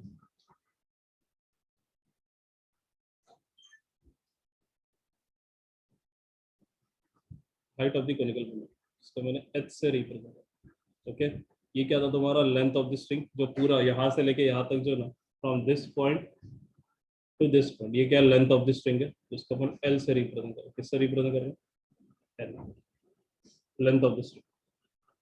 यहाँ तक ठीक है सब कुछ, यहाँ तक समझ में आ रहा है। सर ये स्लैंट हाइट है ना, एल? कौन सा, हाँ L. स्लैंट हाइट बोल सकते हैं, स्लैंट हाइट भी सही है, पर ठीक है फिलहाल अपन एल मान के चल रहे हैं, where L is the length of the string.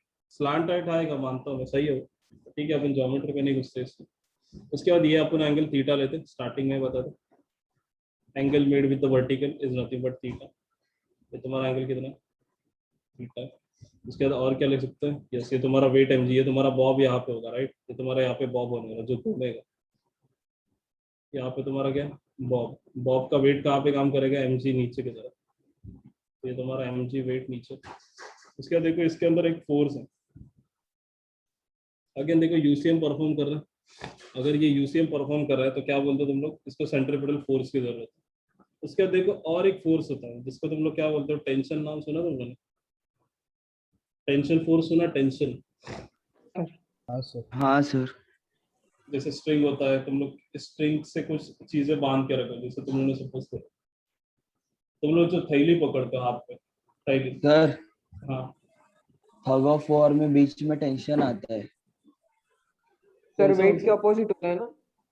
Wait के ऑपोजिट होता है, जब हाँ सही है। थग ऑफ वॉर के बीचों बीच जो रहता है उधर टेंशन रहता है ना सर। अरे वो थग नहीं रे भाई, टग है, टग, टग ऑफ वॉर। हाँ, टग ऑफ वॉर में टेंशन कहाँ पे आता है? टेंशन नहीं आता। देखो टेंशन कब तो बीच आएगा? में आता है ना।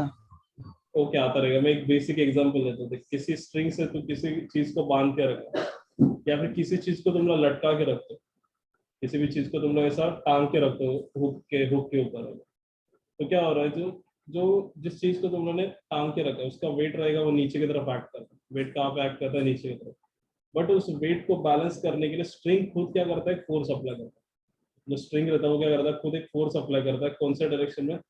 Opposite to the direction of its weight. Opposite to the direction of its weight, उसको अपन क्या बोलते हैं? टेंशन फोर्स बोलते हैं। तो ये जो मैंने ब्लैक कलर का एरो बनाया यहाँ पे, ये ब्लैक कलर का एरो क्या? It shows the direction of tension force, और ये हमेशा स्ट्रिंग के अलोंग होगा। It is always along the string. It is always along the string. तो इसके लिए क्या लिखा मैंने? इसको एफ लिखा। एफ से F is nothing but tension force in the string, ठीक है। अब देखो, अगर ये एफ है, अभी मुझे क्या करना पड़ेगा? इस एफ को दो पार्ट में रिजोल्व करना पड़ेगा। अब रिजोल्यूशन करने के लिए मुझे क्या चाहिए? थीटा चाहिए। अब देखो यहाँ पे मुझे ये थीटा है पता, तो क्या मैं ये वाला थीटा लिख सकता हूँ? ऑल्टरनेट एंगल ऐसे लिख सकता हूँ क्या? बताओ। हाँ सर। लिख सकते हैं। तो देखो इसके दो टुकड़े गिर गए, इस सबको दो टुकड़े गिराऊंगा मैं, तो ये जो जिसके साथ थीटा होता है उसके साथ क्या होता है? कॉस। F cos theta. और बचा हुआ कंपोनेंट क्या आएगा? F sine theta. बचा हुआ कंपोनेंट क्या आएगा? F sine theta. ये हो गया तुम्हारी पूरी की पूरी डायग्राम। क्या तो क्लियर है सबको? हाँ सर। ये हाँ सर। ये तुम्हारा डायग्राम है। Okay, this is the diagram. उसके बाद अब चलो इसके बारे में कुछ लिखते दो। अब ये फोर्सेस के बारे में लिखना पड़ेगा, नहीं तो ऐसी ऐसे सिर्फ वैसा डायग्राम बना के छोड़ दोगे तो गलत हो जाएगा, ठीक है। तो यहाँ पे okay, the weight of the weight of Bob is Bob है, sorry. Weight of Bob is mg, which acts vertically downward, which acts vertically downward direction. Vertically downward तो भी चले. The weight of the Bob mg acts vertically down, and the tension force and the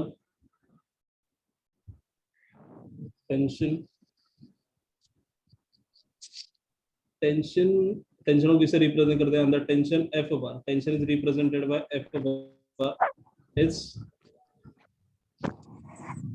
act along the string, is act along the string, it's act along the string, ठीक है। F bar कैसे? Tension देखो कहाँ पे काम करता है? Tension हमेशा स्ट्रिंग के अलोंग ही काम करता है। जिस डायरेक्शन में स्ट्रिंग अलाइन होगी उसी डायरेक्शन में टेंशन फोर्स होगा, ठीक है। उसी डायरेक्शन में कौन होगा? Tension force. उसके बाद अब मेरे पास ये पता है कि it is uniform circular motion, तो हर एक जगह पे मेरा जो एंगुलर वेलोसिटी होगा वो क्या होगा?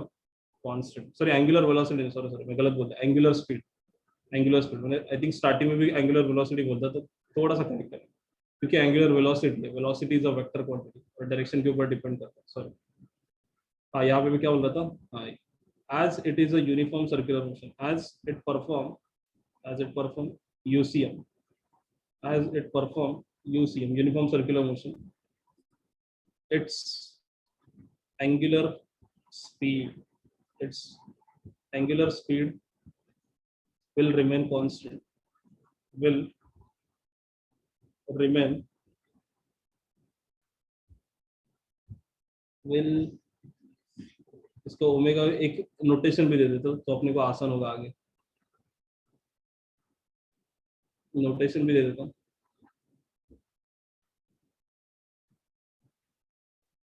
and as it perform UCM, its angular speed omega is constant, okay। Okay, ये तो कांस्टेंट हो गया। अब देखो सर्कुलर मोशन परफॉर्म करा तो सेंट्रीपिटल फोर्स चाहिए, सो सॉरी अब ऐसे लिखना पड़ेगा, as it perform circular motion, as bob perform circular motion, as Bob performs circular motion, the necessary centripetal force is required. Necessary centripetal force is required, which is given by necessary centripetal force is required, which is given by which is given by चलो बताओ जरा formula F is equals to क्या होता है formula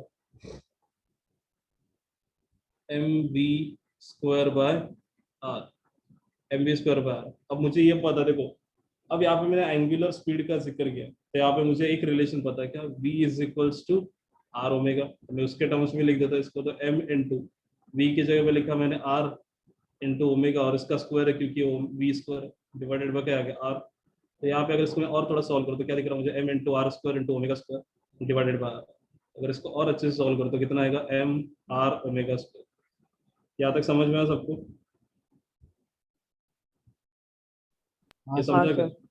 समझे? तो मैं यहाँ पे लिख देता हूँ वही reason, v is equals to r omega, v is equals to r into omega, v is equals to r into omega. यहाँ तक हो गया सेंट्रिपेटल फोर्स।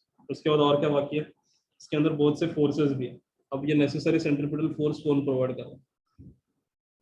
उसके बाद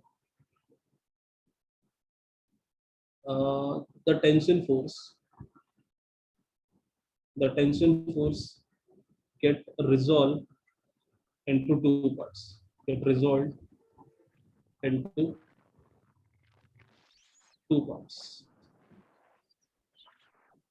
one part of which balances the weight, balances the weight of the ball,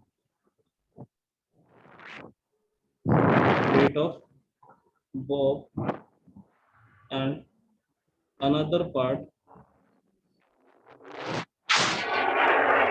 provides necessary centripetal force.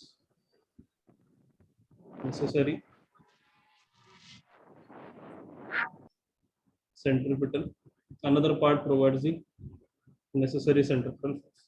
Another part क्या provide कर रहा है अपने को? Necessary centripetal force. अब चलो फिर सॉल्व करते इसको। So from above we can write, from above statement we can write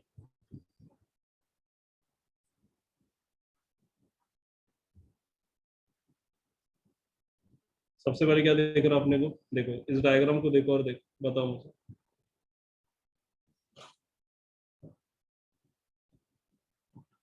इसमें देखो f cos थीटा को देखो सर, f cos थीटा किसको बैलेंस कर रहा है? सर वेट mg को बैलेंस कर रहा है। तो मैं लिख सकता हूँ f cos theta is equals to कितना मेरे पास mg। इक्वेशन नंबर 1 ऊपर आ जाते। अगेन देखो ये नेसेसरी सेंट्रिपेटल फोर्स, मुझे पता है सेंट्रिपेटल फोर्स कहाँ पे एक्ट करता है, टुवर्ड्स द सेंटर। तो मैं बोल सकता हूँ क्या, ये जो मेरा f sin थीटा है वही मुझे क्या प्रोवाइड कर रहा है, this f sin theta provides me this necessary centripetal force. ऐसे लिख दो इसको, f sin theta is equals to, अभी देखा था अपने नेसेसरी सेंट्रिपेटल फोर्स का इक्वेशन कितना था, mr ओमेगा स्क्वायर, कितना था m into r into omega square. ये क्या आ गया इक्वेशन नंबर 2। क्या यहाँ तक क्लियर है सबको? यहाँ तक समझ में आ रहा है? अब क्या करो, डिवीजन करो, divide equation number 2 by 1, divide equation 2 by 1। अपने को क्या मिलेगा देखो, f sin theta upon f cos theta is equals to m into R into omega square divided by mg।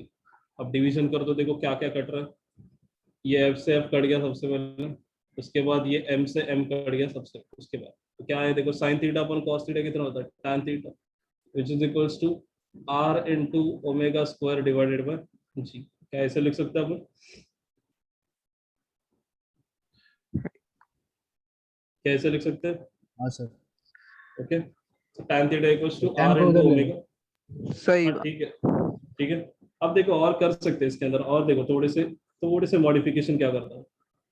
अब अगर यहाँ पे मुझे पता है ये थीटा है, if this is the theta, और एक चीज क्या तुम लोग ये बोल सकते हो कि ये वाला देखो फ्रॉम दिस पॉइंट, इस पॉइंट से लेके ये वाला जो पॉइंट है, क्या ये जो डिस्टेंस है उसको मैं radius of the circular path बोल सकता हूँ?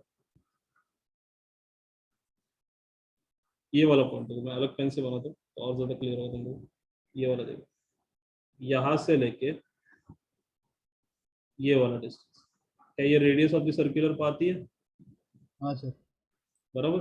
तो क्या मैं tan थीटा को ऐसे लिख दूं, tan theta is equals to opposite मतलब radius upon height, opposite upon adjacent, adjacent मतलब कितना h, तो tan theta equals to r upon h लिख दूं, चलेगा?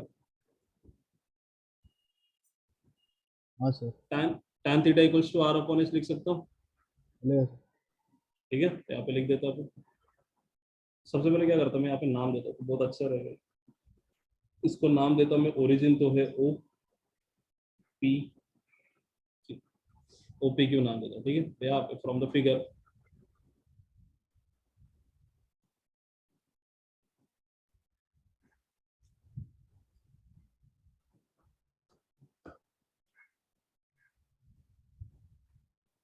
From figure,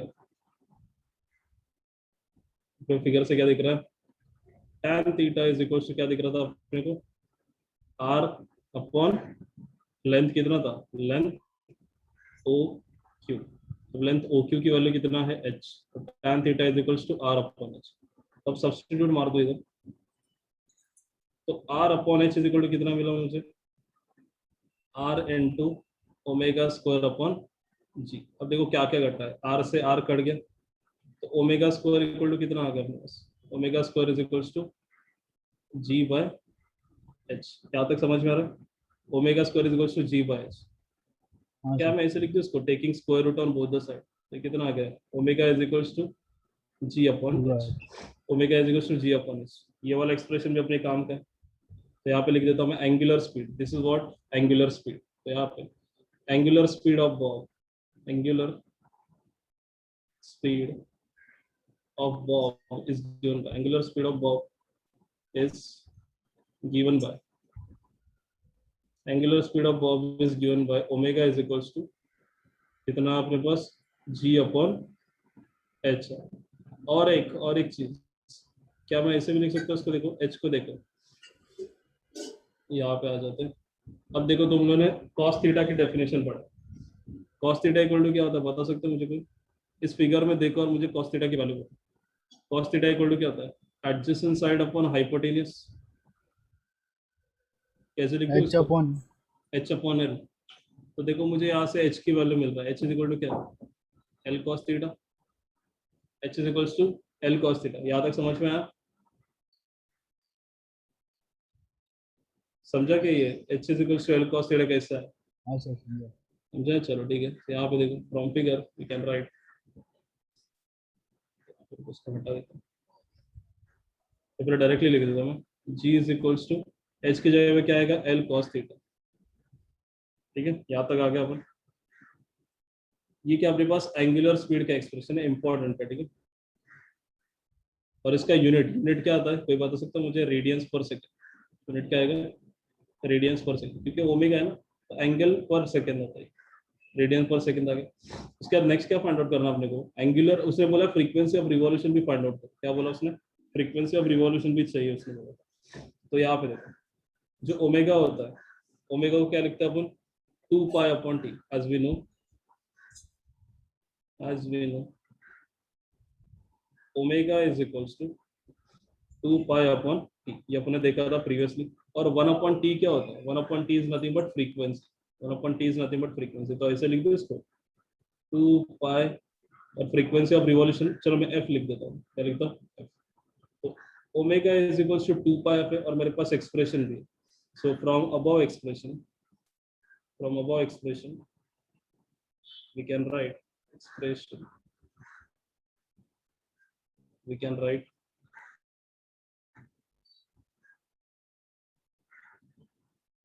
2 pi f is equals to कितना मेरे पास root over g upon L cos theta, root over g upon L cos theta. अब मुझे f चाहिए, फ्रीक्वेंसी ऑफ रिवॉल्यूशन। तो f इज इक्वल टू क्या लिखा मैंने 1/2 pi into root over g upon L cos theta. कैसे लिख सकता हूँ इसको? 1/2 पाई को इस तरफ लेके आ गए। तो ये इस f को क्या बोलते हैं अपन? Frequency of revolution. क्या बोलते हैं? Frequency of revolution. This L is known as frequency of revolution. Frequency of revolution का यूनिट क्या आएगा? साइकिल्स पर सेकंड या फिर रिवॉल्यूशंस पर सेकंड। ठीक है, मैं यूनिट भी लिख देता हूँ। यूनिट आएगा इसका रिवॉल्यूशन पर सेकंड। रुको, मैं क्या करता हूँ ना, इस f को नहीं लिखता क्योंकि f क्या होता है? f का यूनिट होता है हर्ट्ज, तो कंफ्यूज होने के चांसेस ज्यादा। तो मैं इसको n लिख देता हूँ। n से कैसे रहेगा? आसान होगा तुम लोग को आइडेंटिफाई करना। तो n लिखता हूँ। So this is n। Okay, तो f का यूनिट तुम लोगों ने हर्ट्ज पढ़ा था, यहाँ पे कंफ्यूज हो गया। n, this is n। Frequency, this is revolution, revolutions पर सेकंड। तो यहाँ पे n के बारे में लिख देता हूँ। n is equals to frequency of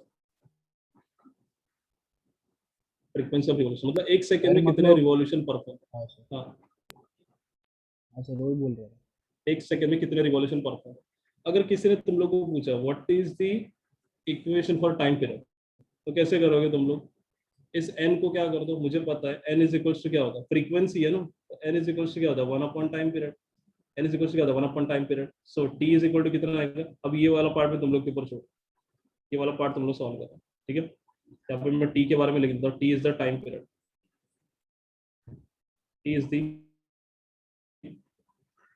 t is equals to time period of conical pendulum. Time period of conical pendulum ये सॉल्व करना है। ठीक है, time period of conical pendulum, इसका एक्सप्रेशन तुम लोग को लिखना है। कोनिकल पेंडुलम यहाँ तक समझ में है सबको? हाँ सर, ठीक है, चलो ठीक है, ये वाला पार्ट तुम लोगों को सॉल्व करना है। आज लेक्चर लंबा खींच गया। ठीक है, तो इधर तक ही रखता हूँ। पीडीएफ चलो मिलेगा। हाँ रितेश, कल तुमने मैसेज किया था, कुछ बात करना था तुझे। सर मैं बोल रहा था कि ये वाला चैप्टर सर यही स्टॉप करके कोई और चैप्टर स्टार्ट करने को, तो किसी के वाला चैप्टर बहुत सर के ऊपर से जा रहा है, इसलिए ये ऑफलाइन में कभी आप ले सकते हो और अच्छे से समझा। देख अभी ऑफलाइन का बहुत, अब यहाँ पे अगर इसको बीच में छोड़ दो तो मुझे तकलीफ हो जाएगी, और बाकी जो अभी फ्लो में चल रहा है उन लोगों को तकलीफ हो जाएगी। तो पहले ये चैप्टर खत्म हो जाए, अपन सीक्वेंस वाइज ही चलेंगे, तो एक आधा अधूरा छोड़ के कोई फायदा नहीं। सर ठीक है, ये होने के बाद सर इजी चैप्टर का देखिए यहाँ पे इजी ऐसा कोई है नहीं चीज, सिर्फ फिजिक्स है भाई। कॉन्सेप्ट तो तेरे को थोड़े से बोर लगेंगे स्टार्टिंग। एक बार तुम लोग खुद से पढ़ा रहे, इजी ऐसा कोई ज्यादा टफ नहीं, तो थोड़ा समझने की कोशिश करो। ठीक है, चलो ठीक है, फिर अभी इधर तक ही रखते हैं, लंबा खींच गया लेक्चर।